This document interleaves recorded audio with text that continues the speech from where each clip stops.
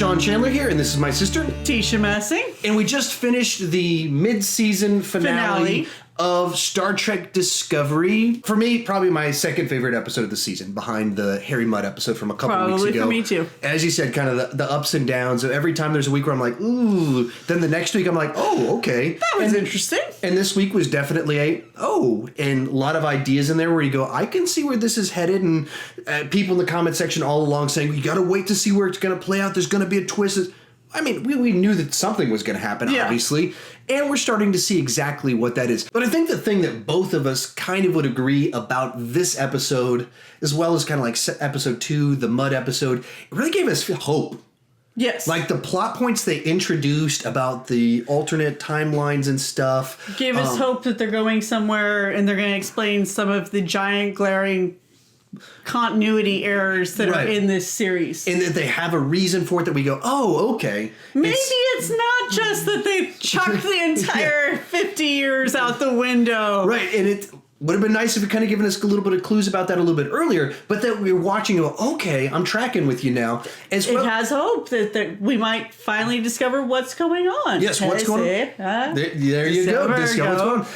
But it's just the same time that it feels like each episode, we're doing the up and down, but the general arc is going up of like my enjoyment, my hope for future episodes, actually excited like, oh, I wonder if at the end of this episode, this is going to happen. Oh, I hope, that's a good sign when I'm watching a show, excited about the potential, where it could be going, all that fun stuff. So before we kind of dive fully into it, tell us your thoughts down below on the episode, your thoughts on our thoughts on the episode, whether you love us, hate us, agree with us, all of it. We'd love to have a discussion. Future theories for the rest of the season, because we both have a lot of theories going on and lots of thoughts and going, what's up? So especially if you want to talk about where you think this is headed, I think let's get some of those conversations going on, because some of you guys started predicting the sleeper agent side. Seems like they're going there. Like you guys said in the comment section, we think he's a sleeper agent.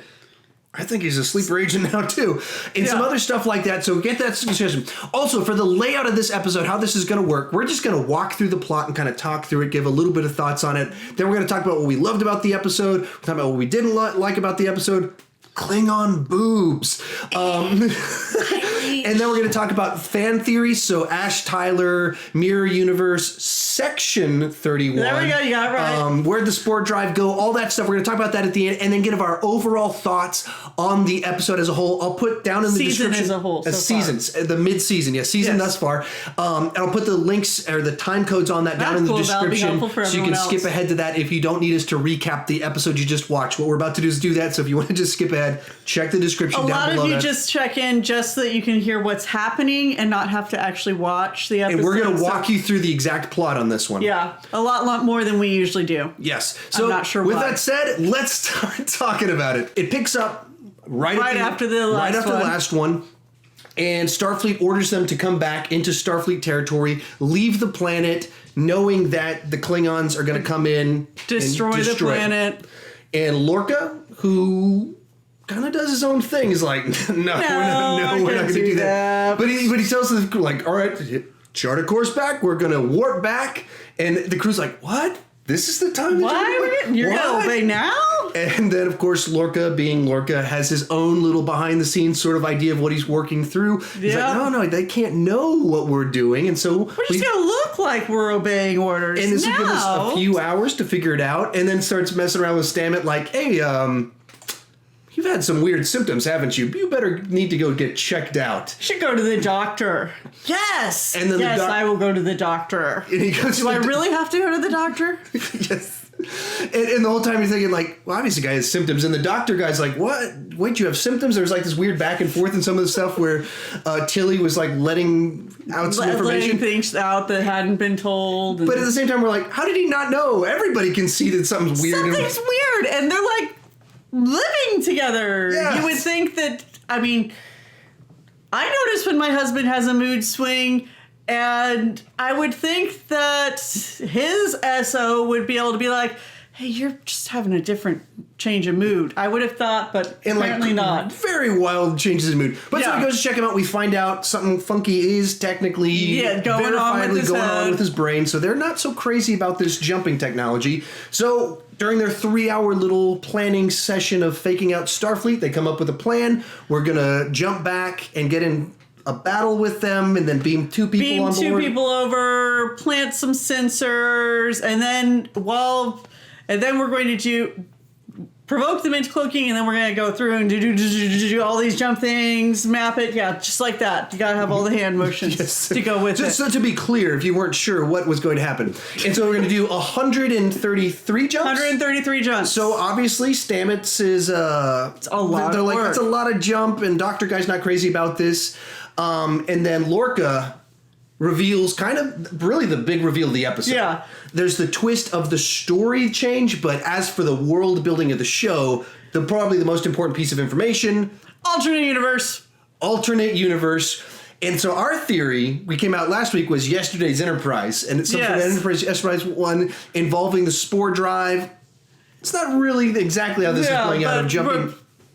But, he was like, and look at all these little red dots. Those are possibilities of another alternate timeline. And I was like, So, okay. Now this is the reveal. And we're going, possibly makes sense for the world. And it explains why we have to have a spore drive. Why is there this technology that's so crucial to this show that shouldn't exist because of what we know from elsewhere in this, and it also explains why it might disappear. And the big reveal at the end also explains why it might have disappeared. Yes, and so it explains a whole bunch of things about what's going on, and to an extent that okay, all right, now we're getting a vibe for it.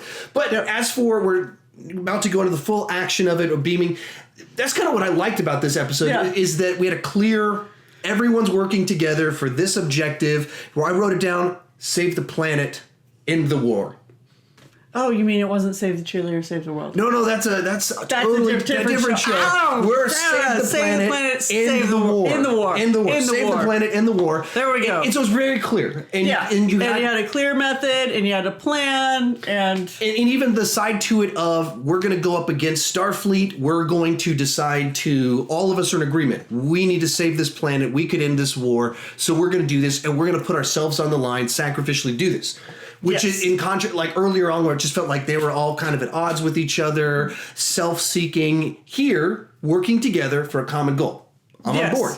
And I can easily get over any weird stuff I have because... It makes sense. It follows for a Trek type of show. Mm-hmm. So we go over there, beam, Michael, Ash over. They start running through the hallways, run into a room. They discover our Admiral... Yep. And our Klingon lady that had the hots for him. And he, PTSD, shuts down. Yes. Michael has to be the hero by herself. She runs up onto the bridge by herself, sets up a nice blue device with blue lights on the nice red. It's like, you couldn't think, why put flashing lights? And conveniently uses her communicator to translate for her. Starting to clear another issue, though. Of the show thus far is that why is so much Klingon, and they transition that. So there's a plot reason for it. So credit where credit's due. They're thinking through why they did what they did. And so at the same time, she has to start delaying them so that all the data can be done properly. She can be beamed out. So they don't warp off on her. And so she challenges the leader to a duel. Roar! I'm strong! Yes. And so our... Yes. So we have big, gigantic Klingon person versus human female. And this time... But was raised Vulcan.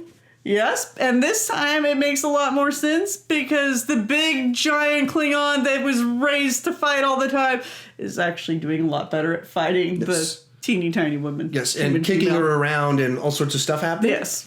And during this time, Stamets jumping around once again our visual to help you understand. 133 jumps. It's looking like it's bad for him, but they're like, keep going, we're going to give him medicine. We're almost there. God, just hang on a little longer. Do everything you can to keep him alive. Admiral's hugging Ash to get him back to normal. Klingons show up. He thinks of Michael, snaps out of it, grabs a phaser, starts blasting away some Klingons. Yep.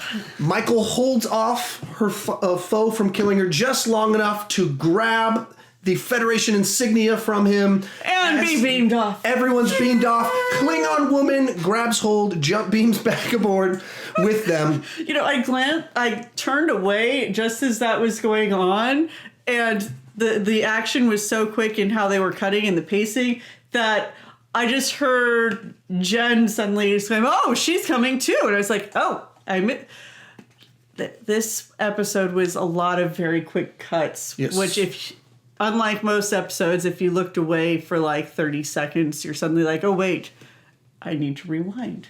Yeah, this one. Or you're wishing you had looked away longer. Yes, yeah, we'll get to that in just a second. Yes. Very, very shortly get to that. So they get back on board. Federation's like, yeah, we're going to give you a medal. And Lorca's like, that's cool. I know who I need to give this to. Meanwhile, Ash and Michael have a sit down. He talks about his PTSD, little kissy face. Oh, yeah. You don't like the relationship? No, the relationship. Oh, you're jumping ahead. You're jumping ahead. Yeah, but that's in that conversation. So it's later that day. Okay. So then we jump back and we see Lorca goes to talk to Stamets, and Stamets like, I'll do one last jump. One last jump. Only one last jump, and then I'm retiring and going to the opera. And I'm going to go to the opera, and I'm going to let you scan my brain. We're going to learn about all this stuff. But one final jump, then we end the war, and I can do this for my crew. Yes. And then we see PTSD Ash Tyler. I bleed. Having images in his head as him and Klingon lady make Whoopi. That was I was not trying. New Star Trek first. Hashtag Star Trek first. Klingon boobies. Hey! Things we never wanted to see, but we've now seen. Star Trek Discovery has given us some of those magic moments. That was not magic. And so then, final scene, we do our jump. So he goes, really important. He then goes to talk to Klingon lady, and we'll get into our theories at the end of this, but it sounds like sleeper cell. Seems like there's some sort of program. Yeah. Is that the impression? That was the impression I got as well. So we'll get to that in just a little bit as we talk about our theories and how they're playing out. Yep. And we do our final jump. Stamets does it. Goes horribly freaks wrong. out. His eyes turn white. Yes. Kind of like where No Man Has Gone Before. So a little bit of a reference, not necessarily the same thing, but potentially. Potentially. And he's saying, I see all of them. There's so many of them, implying he's seeing all the universes, maybe mirror universes, maybe yesterday's Enterprise. Who knows? All sorts of stuff. The Prime, the JJ verse. Because I still don't think we're in Prime. It doesn't look like doesn't seem like it, and they're giving themselves an excuse, or they're. So that's what I was kind of hoping. That's what our jump would be, and then there's this Federation ship there, and then they open to it, and it's traditional looking. Yeah, that would have been really fun. I was hoping they were going to do something that's not what they did. Didn't. They did something different. They jump somewhere, and we do get a big reveal of something. Rubble. Yeah. It's not as exciting as seeing Christopher Pike, a de-aged Bruce Greenwood or something like that, as Christopher Pike on the Enterprise. That would have been really fun. That's not what we got. And I don't mean that as a complaint. That's me comparing it to fantasies in my head if I was inventing things. So there we go. We walked through the plot. Favorite things about it? I really liked how they worked together. That was fun to see. It was amusing to see Ash and Burnham trying to do an in-run around Lorca. No, I really need to go. I have to be the one who goes on the Klingon ship. Well-paced overall. It raised interesting questions, like I was talking about with the Lorca and things like that. And it raised potential questions that can be played out later on that will be interesting to see. So I don't have a way to really precisely say what it was that was enjoyable. I think just well structured, I think, is a big part of a clear objective. Where when the Klingon ones in the past, because there was Klingon language and so much kind of backstory to it, and trying to figure things out, it was confusing, and so I couldn't. I would the level to which you'd have to think to follow along and try and remember, and how does this fit in with other timelines? Sound strange, but with the few times that we heard them talking in Klingon, the pacing of how they were speaking sounded different, which was helpful. Mm-hmm. It did not feel so stilted, and so it was not as attracting as it was other times. Yeah. So and like you said, working together, it feels like they're a crew with a clear objective. And and when they say it's a show about Discovery, or if you say it's a show about the Klingon War, I can pick either one of those. But when it's that confusing middle, that's where I don't engage as much with the episodes. This one's very clear. It's a war episode. This is the enemy. Let's take it out.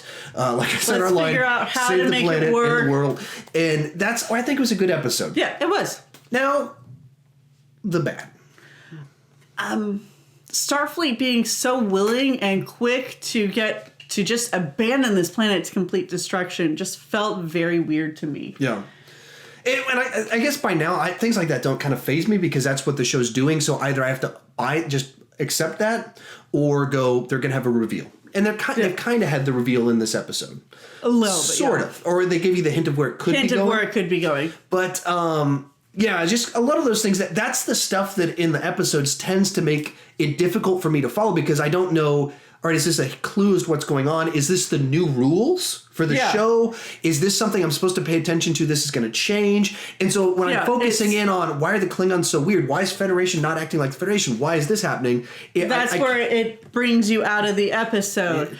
The other really big one was the all of the PTSD flashbacks were very disturbing for me. I'm not a big violence episode or show thing. And so, like, every time he started having all those flashbacks, I'm going, oh, how can I not watch? And then I'm, like, trying to glance to get an idea of when I should look again. And unfortunately, I looked at really bad time during that second one. And I was just like, whoa, that was... not necessary to have in there. Yeah. Call me speciesist, not my thing. They went for it though. They went all in on that one. And they went way far. That's the best thing is it happened. And Jennifer, that's my wife. So what is this really? What's it? And then we both all look up and go, "Whoa! They just went there. They went all in." Like, wow, that was really there. Yes. So and it was there very gratuitously in the amounts of it. Like, you can do enough to give you the idea of it. We did not need to see that much. Yeah. It was... Seems like an odd thing to do. Just obviously, they're going for an adult show. They've said that they were going to do things like this. We've talked about that before. I made a video where a bunch of you guys strongly disagreed with me on some stuff. It just seems like such a weird thing. We're going to do nudity. Klingon nudity. It's so weird. Anything else you didn't like about it? Yeah, that's just so big and glaring, and right at the end, it kind of stays with you. Kind of goes to kind of the same kind of couple things that have frustrated us, kind of the confusing continuity of Federation not acting like Federation, and the canon purist type stuff, and then for us, we grew up watching Star Trek, and there's like no way this would one we'd watch with our kids any century soon. And so there's a sense of loss in that, but that's other than that. A solid episode of it's a solid episode of a show my kids are not allowed to watch. So let's start talking about our theories in general. We've kind of had some ongoing one about Ash. What timeline are we in? Sector 31. Section, not section. I always get it wrong. Sector is an area of space. Oops. Ash Tyler is a sleeper or a Klingon. This is looking more like Sleeper, which from that little ending bit they had at the end. The whole episode, as soon as they started doing the PTSD and he sees her and like, it felt like we're going to do a sleeper reveal or something like that, or a brainwashing. Like I watched tons of spy shows in 24 and Homeland, and they do these sleeper plot lines all the time of people that were POWs, brainwashed, tortured into being a sleeper person. And so that as soon as I started seeing that stuff, I was like, oh, sleeper theory. This is it right here. They do the end stuff, and it was like, there it is. We're seeing it right there. Yeah. And I was like, they weren't going to do that storyline. You don't want to do it? You just want to be normal? Or you don't want the sleeper? Or? I don't want the sleeper. I would rather him just be normal. Because 24 in space? I didn't watch 24. Going back to 24? I didn't watch 24. Going back to that whole, I don't watch super violent shows, and one of the things torture's the best part. Exactly why I didn't watch. Sorry, we got distracted. So you don't like him. I don't want him to be a sleeper. I'd rather do an equally interesting storyline, to my mind more interesting, of getting him to work through all of that PTSD, because that's a lot to work through. Well, I like 24, so I'd be for Sleeper, so I find it interesting. I was game for it. Next one up, Section 31. Nothing really in this episode pointed towards it. In this episode pointed towards it. Where they have pointed towards things, it makes it seem less likely. Yeah, so seems a little bit more like this one was like, okay, maybe that's what this is headed towards. Yeah, interesting thing though, when the Admiral got back, she did not out Lorca, obviously. So that was, I thought that was an interesting little bit that they did not follow up on. Next theory, mirror universe, or as we put it, yesterday's Enterprise theories. So as we mentioned earlier, they showed in there a bunch of... They had the visual thing where they do all the stars all over, and they have the yellowish stars, and they have the red stars all over. Yeah, all over like that. Make this video thing go crazy. So they did that, and opening up the possibility of alternate universes, which, if they do that, could potentially solve all of our lore problems. Because if you're not in the Prime universe, then lore is suddenly much easier. Yeah, get a lot more flexible. And, so that makes it a lot more flexible. I still maintain I don't think it's the mirror universe because it's not violent enough. Yeah. Even the humans are not violent enough, I should say. The Klingons are. So, yes. So, but what they... Oh, that was the comment that was really funny. So his wife comes in and she sits down and she's got her dinner, and she comes in and joins us shortly before he starts having all of his PTSD flashes with all of the... Walk in the room with all the dead bodies. Yeah. Well, walk in the room with all the dead bodies, and she's like, oh yeah, I forgot. This is why I don't eat dinner while watching this show. Nice. Yeah. But so probably it's not mirror universe. It's not yesterday's Enterprise universe. But what it seems to be pretty clearly establishing is it's that sort of idea. Yeah, it's that sort of idea. It's showing us the door to which either our universe timeline changed, or we're in a different timeline, or we're going to jump into a different timeline. We're seeing the framework for it, and it all goes back to that spore drive we talked about earlier, and we've been talking about it every week since week 3. Yes. And then next one on here, where did the spore drive go? Which, like you said, the end of this episode, it goes somewhere unknown. It is because, like what you said, there's not enough to give you a lot to go on. They had his eyes go white, which is what they did in Where No Man Has Gone Before when they crossed the galactic barrier, which mysteriously disappears later on. And all that other Trek after. What episode number was that one? So, where they have that in there, so that could be a hint they've gone beyond the galaxy. It's, entirely possible they've randomly jumped universes because, they say she can't even locate where they are, which doesn't completely make sense because when they have... other times been in different universes, the stars are still more or less in the same spot. So more likely it's jumped to a different galaxy, not universe, which we wouldn't necessarily have the stars mapped. Or they're still calculating where they are. And so the statement you said earlier was, so the question of where did the spore drive go? Well, it literally just jumped away. Yeah, it was literally gone. It solves the problem of the spore drive being never before mentioned, because if it's only in the Federation's technology ability for like 2 months and then it goes whoosh, it just becomes a missing ship. Yep. So my new theory, the quantum leap theory, they jump to a new galaxy every little 8 episodes. Solve the problems. As they were originally talking about show, they were originally talking about doing an anthology show where they were doing, like, here's 8-episode arc, new cast, 8-episode arc. So now let's just do 9-episode arc, technically, because the first one's 2-part. 9-episode arc in this universe. Jump universe! New world! Let's see what new rules we can break. So, that would solve some problems. All right, so final little thing we want to talk about, season thoughts on the whole. So generally speaking, obviously we've been negative towards it, but your vibe as it's kind of gone along and we've gotten used to it, what have you liked as it's gone along? I really like Captain Lorca. I think he's interesting. He is very good at getting what he wants and or needs out of his officers. He shows some kind of weird amount of loyalty, but in his own weird way. Yeah. So I find him a very interesting character. I think Ash is interesting. Tilly is kind of up and down. Quirky and fun, but not quite sure if you like her or not. But yeah, because we haven't seen her as much. So other than the first few episodes. I like that Burnham is turning into less of a Mary Sue, because early on she was such a Mary Sue. It was an incredibly annoying character. So I like that she's changing a little bit. So that is helpful. Yeah.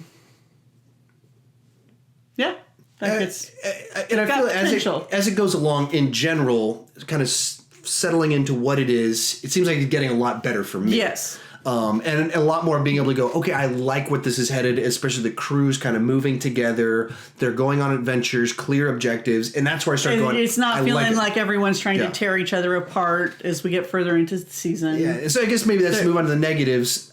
Obviously, our canon purism, so we can just, we don't need to go into that any further. But just that early on, that it was so conflict-based. And it was, everyone was just like gossipy, I'm a mutineer. Yeah, it's early on, they were really having a hard time with their characters. They didn't have a clear idea of who they wanted to be what.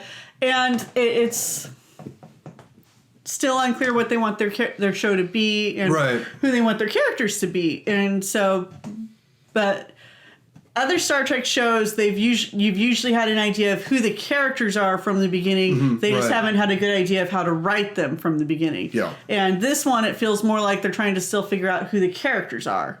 Right. And who they want them to be. I mean, Next Generation, they knew what the show was going to be, the nature of it, the worldview of it, the characters of it. Just wrote it horribly for 2 seasons. Yes. 1.5 seasons. Big improvement going to season 2. Still not great in season 2. It took them a while to find their footing. This one, because Riker had a beard. That's what made the beard forms, and you go, "Oh, this is much better." Yeah. But we don't have Beverly Crusher, so it's not quite right. Not quite and then right. season 3, just everything comes together. But so this one, it really does feel like it's so unclear what they're trying to make the show to be, because first 2 episodes are about one crew in starting a war, and then it's about a mutineer fitting in with people, and then it's about people on a mission. Now it's about ending the war, and now you jumped over here, and we have like, what is it? Is it about getting back? Does it turn into Voyager when we get back in January? And so if that's where a little bit tricky, because I don't know still what I'm watching. Yes, and that's, I think, been one of our big frustrations. With all of the other Star Trek shows, you knew going in what it was you were watching. So with Deep Space Nine, you knew that it was at the opening of a new portal into undiscovered places, and then Commander Sisko is trying to maintain a careful balance on a world that was just coming out of being occupied. You knew what that was. And it morphed and it changed as it went along, and that's fine. But you knew at each point in time where we were at. Yeah, with Voyager, you knew that it was a crew that was a ship out of water, that they had been transported to far away from home, and they were trying to get home. With both original series and Next Gen, it was a journey of exploration and discovery and diplomacy. Well, more diplomacy with Next Gen. Kirk's more of the phaser diplomacy. Woo. But so then here, because they're trying to do kind of long story arcs and have the big twists and turns and reveals, it's difficult to land on where we're at. 2 are canon purism. They say that it's the Prime Universe, but it doesn't feel like the Prime Universe. There's a very obvious disconnect from the Prime Universe, in which case, as you're watching it, as the person that, 25 years ago bought this game right here and was reading this book right here. In case you can't tell, this book is falling apart. Yeah. From the amount of reading of it. Yeah, because it's fun. It's fun to just sit there and be like, hey, I didn't notice this. And he's funny. Yes. So if you don't know what this is, it's the Nitpicker's Guide to Classic Trek. Some of you guys have accused us of nitpicking the shows. This is what we were reading. We like nitpicking the ones that we love, too. The ones that we do that for even when we love the show, because it's fun. It's fun. It's interesting. It's an entertaining way. It's amusing to us. But so with them, we knew where we were going. Mm-hmm. This one, there's just so much uncertainty in the canon, the story, the direction. That's where, for me, to settle in. And I've gotten a better idea towards the end, but not fully. And that's the big problem. But overall, very much improved. Yes. Very much feeling much better about the show and being like, oh, okay. I have an idea what might be going on. And like this week, I went into it, I was like, I'm actually kind of excited. I think this is going to be one of my favorite episodes of the season. And it was. And it was. And kind of going, oh, I don't know what happened at the end, but I'm very curious and I'm like excited about what they could potentially be doing, where it's like I have a debate as to whether or not I can get my husband to binge watch this. I'm pretty sure I can't. Maybe leave out Klingon boobs when describing it to him, or did you already text that to him? I did not text that to him, but so I'm trying to decide. The problem is once you have kids that are almost teenagers, they don't go to sleep. And since they can't watch it, that really limits the amount of time where we can watch stuff that they can't watch. I still haven't gotten to watch Orville because of that. Yeah. The last 2 episodes I haven't liked too much. People have been angry about that in the comment section too. Any final thoughts on this episode and next? Any thoughts on it in general? That, like we said, this episode much better, much more enjoyable. Gives us hope for the future. Gives some. You see the captain acting like what you would expect from a Federation captain, and so.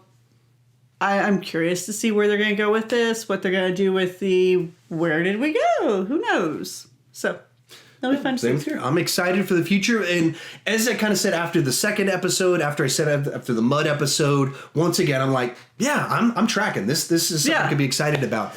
So, with all that said, tell us your thoughts down below in the comments section. Also know, coming up either tomorrow or on Tuesday, I'm going to have just kind of my sit down, write up my full thoughts, do a proper review of it like I do for my channel. That's coming up in just a couple of days, and if you want to check that out. And if you're new to my channel, please consider clicking that subscribe button. I do movie reviews, TV reviews, like the one you're watching right now. I do ranking videos, but the key thing is I don't want to just talk about Star Trek. I want to talk about Star Trek with you. So join me down in the comment section, whether you love my thoughts, hate them, want to yell at us. We're happy about all of it. We just appreciate that you watched and you care enough to comment, to insult us, to cheer us on, to say you agree with us. I prefer not to have the insults. That's just me personally. But I'm getting used to it by now, so I'm starting to settle in. I'll just let you handle the insult people. And insult me then. There you go. Insult Sean. Thank you for watching.